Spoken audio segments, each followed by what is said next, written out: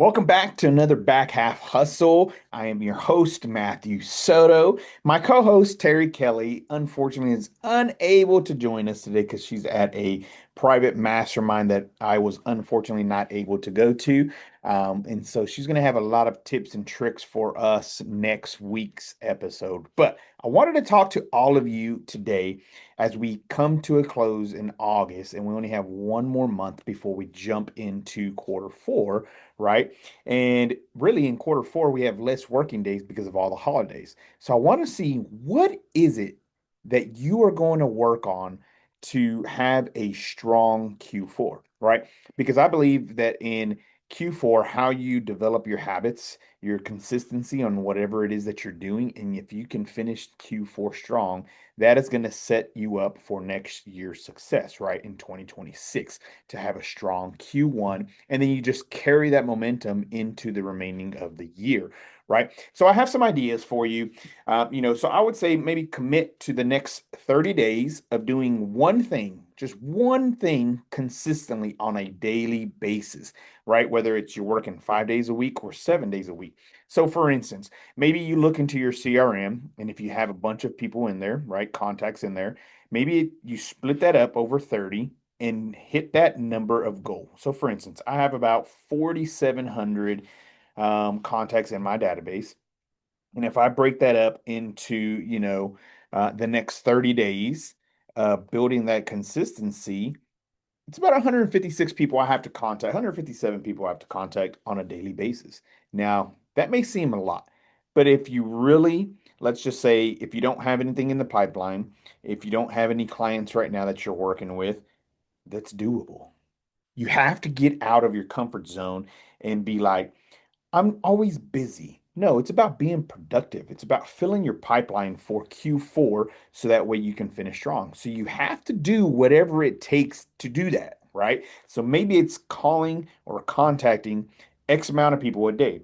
Now, maybe that's through a conversation in an email. That's totally fine. There's going to be so many coaches out there that say, that's not a contact. You got to pick up the phone and call. Great. Pick up the phone and call, yes. But if you can't and you're having a conversation in email, why not count that as a contact, right? It's still a conversation, right? Maybe it's a text conversation. Maybe it's a DM in social media, Facebook, Instagram, LinkedIn, whatever it is, right? A two-way conversation con counts, right? So I will challenge you to do that. Maybe you want to get into holding an open house every single day. Guys, just don't think of open houses only being on the weekends. If you have a listing that's stale, maybe you hold it open every day. Maybe you set up your workspace, because all you need is a phone and a computer, and stay there every day for 4 or 5 hours a day while you're maybe making these contacts, and hold the house open house as well, right? And do that for 30 days. Maybe you want to get into more video. Post one video a day of something, right? So, for instance, something that we're doing, we have a new channel on YouTube called All Things DFW, where every month I'm highlighting one town around me, right? So, we started with Wylie, Texas, since that's where we are home based. And every week is a different topic, right? So, week 1 was about the different neighborhoods. Week 2 was about the businesses around, right? The restaurants, things like that. Week 3 was parts and recreation. And then week 4 is going to be about the real estate market. So that's going to drop later on this week. So maybe it's about doing that, but it's always in the prepare, right? How are you preparing for these videos and just shooting these videos? All you need is a cell phone. If you have a gimbal, great, or a tripod, great, but that's all you need, right? So maybe it's about doing a video a day. So not only are we doing these videos, but we're also putting out training videos to agents to help you, right? We're also doing buyer and seller tips, and we're also doing property walkthroughs. So we have a cluster of different type of videos that reach a different audience that we're pushing out on a daily basis, right?